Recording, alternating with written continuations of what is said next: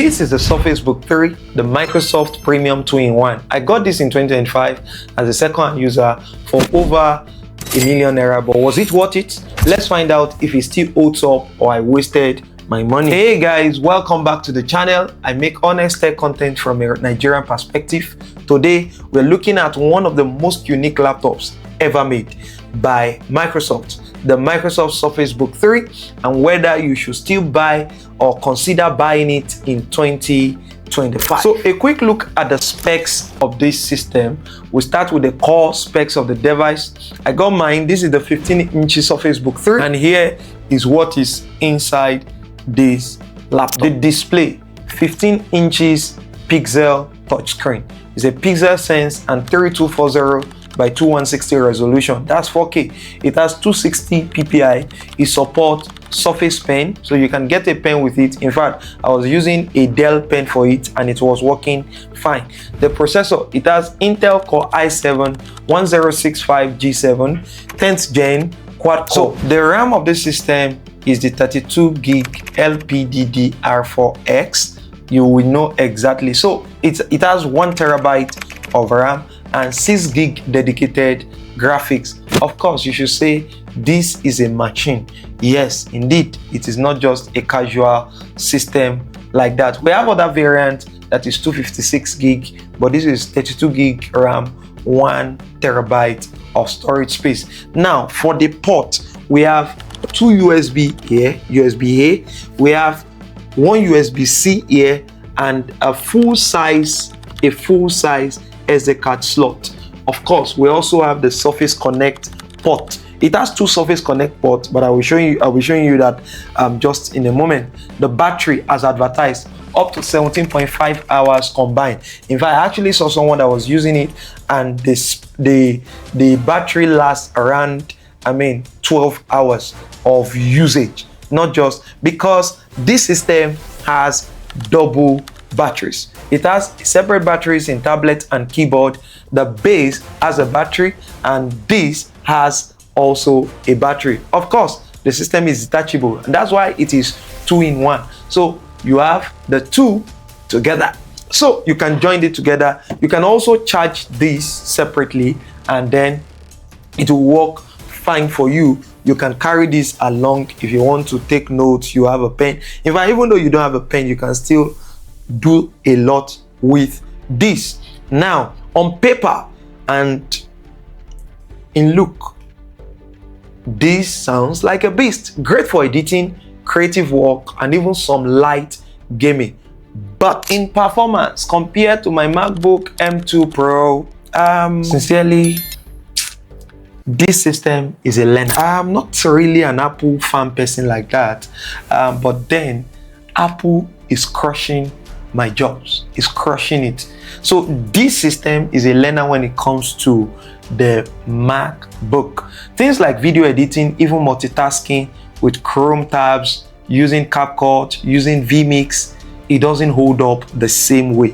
The only thing I use this guy for now is that I use it to stream OBS. So while I do the mixing on my MacBook, this goes live. There's detachment issues and blue screen. Of course, you know what that means. The Surface unique selling point is the detachable screen. Of course, this is beautiful. This is a laptop and at the same time a notepad. But sometimes when you reattach it, it doesn't sit well, and boom, blue screen of death. Like, you can reattach and your GPU that is here will not be attached to the system. Sometimes maybe you're just working and mistakenly your hand shifts the system head or the screen. You will just discover that you have a blue screen and it will shut down. Every unsaved work is gone. So that is another thing. Although it is a selling point, but at the same time it is his death point. As a second-hand user, the next issue I had with this system is the battery health. You know, of course, being a second-hand user, the battery performance is not great anymore. Now, I don't get the 17 hours that was advertised. I think I barely get about 6 hours of battery, or 6 to 7 hours of battery. That is on standby mode but 5 to 6 unused, so managing around that time. Now again, the charge problem. The original charger that came with it was actually too slow. The Surface Connect is too slow, so I started using the Redmi 120 watt GAN charger. It works well, but I'm not sure that is not what is contributing to the battery wear and tear. So maybe, but then it charges it well and fully charged. So that is one thing about the issues I'm facing with this system. Now, GPU disconnect bug. If the keyboard base doesn't connect properly, the laptop will not detect the GTX 1660 Ti GPU. So for example, you are editing and you don't know that your graphics is not connected. I mean, dedicated graphics.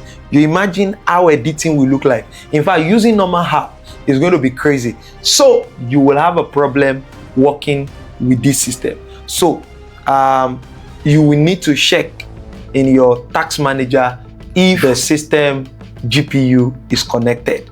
Now your keyboard may be working, but your GPU may not connect. That is how crazy it is. All right, what do I love about this system? Now, despite the issues, there are things I absolutely love about this laptop. My God, detachable. That's the first thing. That's what attracted me to it. It is detachable, and I can also mount it backward like this. Like this. This way now, the keyboard is no longer active. You see? The keyboard is no longer active, so we have it like this. So all I just need to use it is to turn it to me like this and use. You get it? So you get a laptop that is flexible and you can use it in multiple modes. So the laptop mode, the presentation mode, the clipboard mode, you get true flexibility. Now, the premium build of this system and display, it is still one of the best designed laptops I have owned. Magnesium body. This is actually very sleek. I mean, beautiful. The Surface Pen support is also amazing. Like I can actually do a lot with the pen. And now the question now is that, will you want to buy this, or should you buy it in 2025? Now let's be real, in 2025 this is not a mainstream pick. It is for a very specific user, depending on what you are using the system for. Now you can only consider buying it if you find it at a very good price. Of course, by now it should be lower than that, if not more. Now you understand the Nigerian economy. You value flexibility and touchscreen more than raw performance. One of the reasons why I decided to get this system is because my MacBook, I'm missing touchscreen. My Dell, the Dell I was using before, was a touchscreen, and so I have missed using touchscreen. So I decided to go for it. Now, if you are okay with the quirks and potential issues, then it's the best laptop for you. You don't plan to edit large videos or stream too often. For example, if you're using vMix and at the same time you want to use OBS to stream, you will have issues.